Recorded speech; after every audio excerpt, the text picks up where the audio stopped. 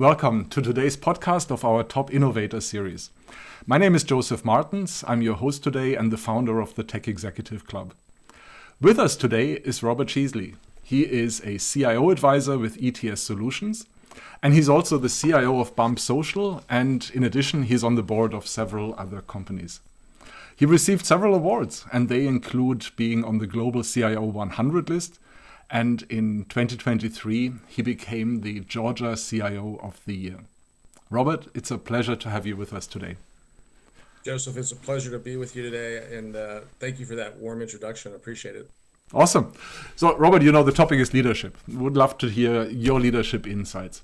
When you look at your own leadership trajectory, what do you think are some of, and a highly accomplished trajectory, what are some of the things that you contribute? Where do you say are the success factors? What do you think are the ingredients for your success in that journey?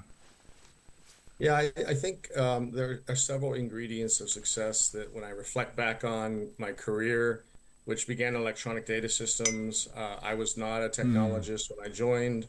I just left business school, and I often say I had a man crush on Ross Perot, who was the CEO and founder of EDS, and that's why I gravitated to EDS, and they taught me how to code. I went to a programmer boot camp, but from that point at EDS and the experiences I had working with some amazing mentors like Derek Dantzler at EDS, some of the ingredients of success that I observed then and that I observed throughout my career is when leaders have an opportunity to truly listen to stakeholders, they need to listen. And I know technologists are very solution-oriented beings. I was one. I was a programmer. I led an enterprise architecture, a global enterprise architecture practice at Mylan. We started with one enterprise architect, and I built it to 40 plus enterprise architects and solution architects. But what I've learned, and I've learned at Mylan from Michael Smith, a CIO who's an award-winning executive in his own right, the ability to listen to people and then to take what you've listened, take what you've heard through listening and build plans and strategies that people can see their own words in those plans and strategies, I think is really, really important. I was great. I was really fortunate. I had 4 years at CNA Insurance in Chicago, working under John Golden, another award-winning CIO and business executive.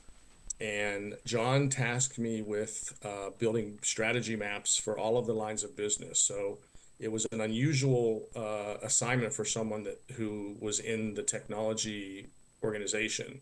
But we had some shared philosophies and ideas around business strategy. We both just completed the read of the book Strategy Maps by Kaplan and Norton, and we both had a sense of a need for strategy maps at CNA. And so I was tasked with this assignment.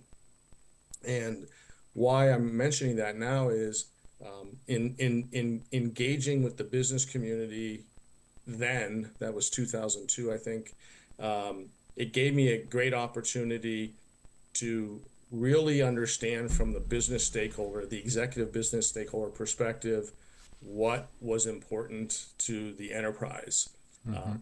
Yes, we're solution-oriented technologists, so we're always trying to get to the solution, right? And understanding the necessity of maturation of business capability is where it needs to begin. And that's easy to say, a little bit more difficult to accomplish.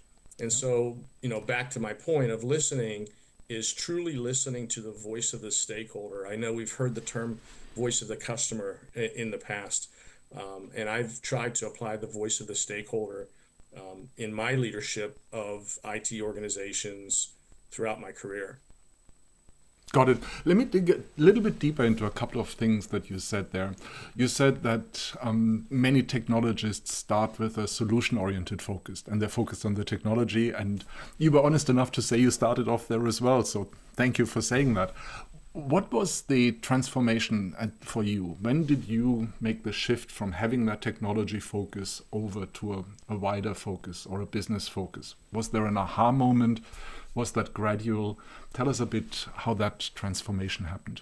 Yeah, thank you for asking that. I think the seed was planted when I was at Electronic Data Systems. Early in my career, I was fortunate enough to get accepted into the EDS Leadership Internship Program. And typically, this is a program for 2, 3, 4, 5-year EDSers, regardless of where they're at in their career. Some of them may be supervisors, some of them may be managers, some of them may still be individual performers. But there was about 100 people in this internship program, and we had 12 modules, one a month, and the program kicked off in January. We would go to the EDS headquarters, and we would sit for a presentation by some of the world's greatest minds, business minds. Two that come to mind are that spoke to us, Peter Senge, who wrote The Fifth Discipline, and Stephen Covey, who wrote 7 Habits and a number of other books. And after that presentation, we would have workshops. We would have assignments. We'd have to come back and report on what we've accomplished. One of the modules was the psychology of change, and it talked about the introduction of predominantly systems, new systems, into a business environment, and how the psychology of change played a large role in how effective those implementations would be or could be. So I think the seed was planted there. But when and I mentioned the CNA experience, when I was asked to help lead the build of these business strategy maps for all of the lines of business, that is where I really found my stride, if you will, with respect to business architecture. And business architecture was relatively new back in 2002 in our industry. And it's a practice and a domain and a competency that I think has gotten a lot of attention. And fast forward from 2002 to 2005, I left CNA. I joined Wendy Keene and Greg Sudreth at State Farm as consultants, and we built a business architecture practice at State Farm for State Farm because their IT organization and their CIO and IT leaders wanted to get better at delivering to the business stakeholder community what they needed, emphasis on what, the capability, and not necessarily the how, which is really the solution. And so I would say those 3 events in my career really opened the door for me to look at things from a strategy and business capability perspective, and not so much with a solutioning hat on. I really like the fact that you mentioned several names of people who shared their insights, had a contribution to your life, and you took it and you ran with it and put it into practice. Talk a bit more about the mentors that you had. Tell us more about what they meant, how they impacted you, and how they shaped your leadership. Yeah, I mentioned John Golden. I mean, he was the CIO at CNA. He arrived 2 months after I did. I arrived as a consultant, and then eventually I transitioned to an employee. And he eventually was promoted to SVP of operations. So very unusual. He was the leader of business operations and the leader of the technology community. And so just by nature of that role, in my observations of John, he was always business thinking forward. The years that I was at CNA and I got an opportunity to work with John and observe him were tremendous. But even before that, I was blessed to be connected with Stuart Gilchrist when I was added to the healthcare service corporation merger team. I was at Anderson Consulting at the time, and we were selected to assist HCSC with the merger of Blue Cross Blue Shield of Illinois and Blue Cross Blue Shield of Texas. Stuart Gilchrist was the lead partner on that engagement. And he too was just, he had a tremendous impact on my career. You know, I'm in a note, my wife will tell you this, I'm probably more emotionally driven than I would like to be. I've worked on that a lot in the last 20 years. What I admired so much about Stuart is, you know, he had a passion for what we were doing.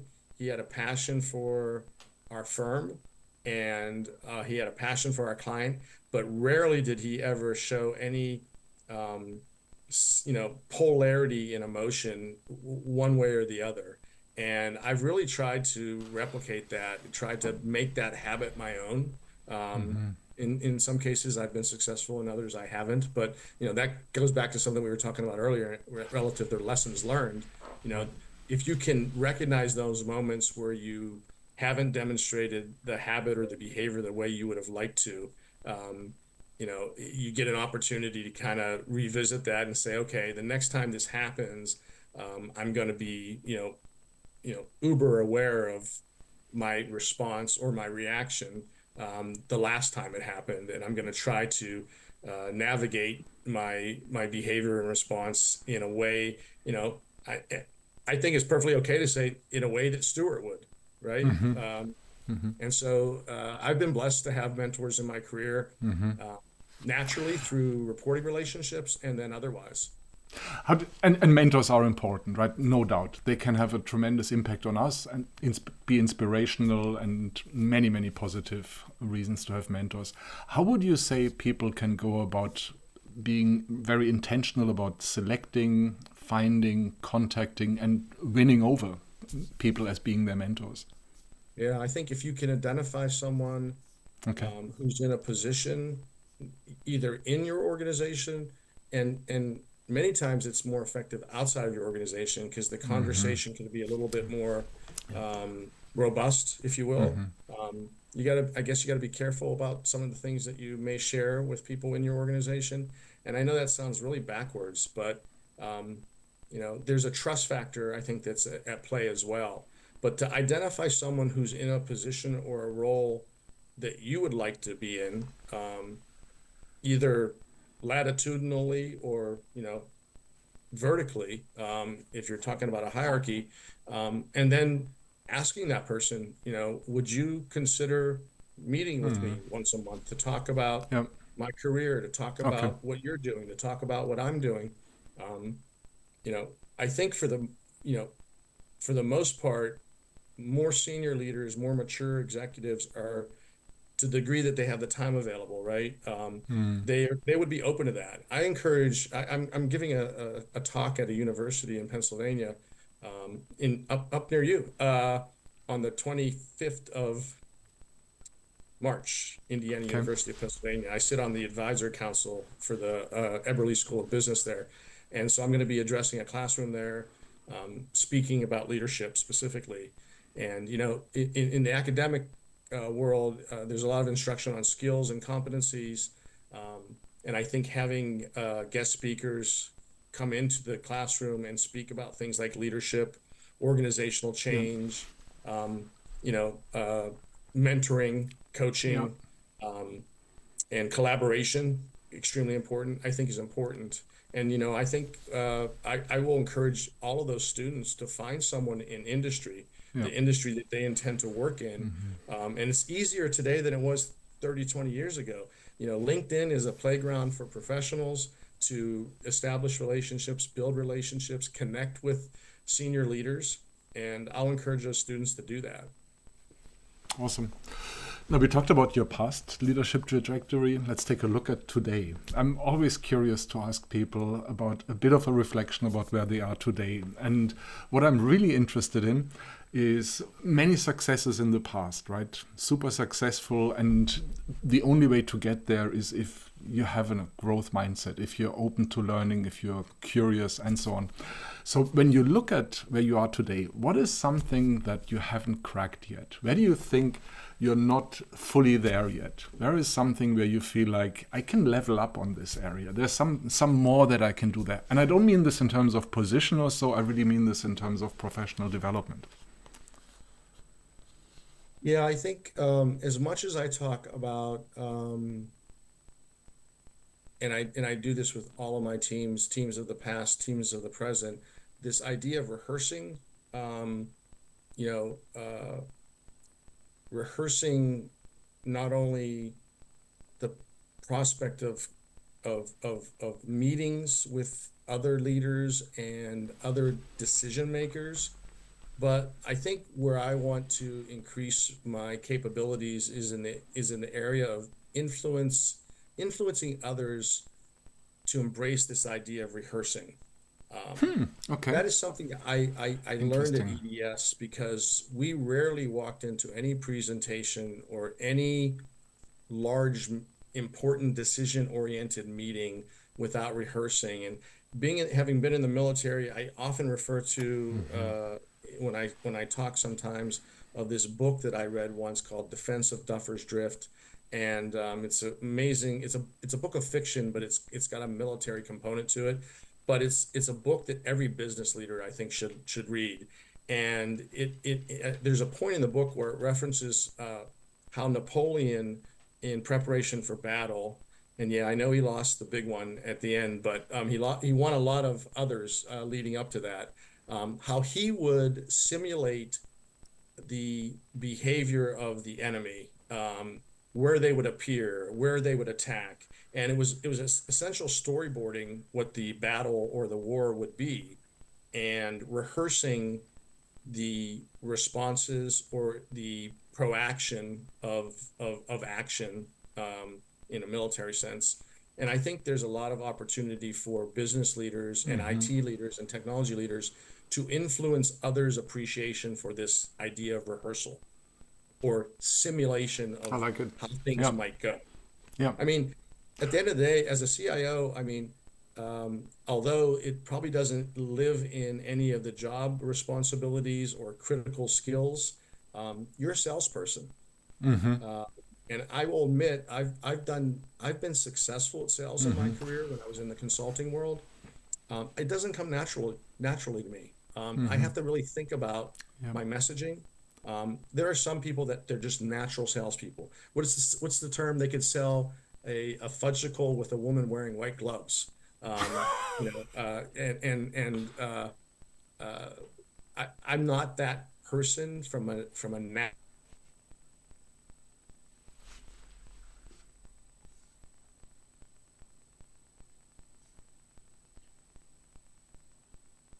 Hey, Robert.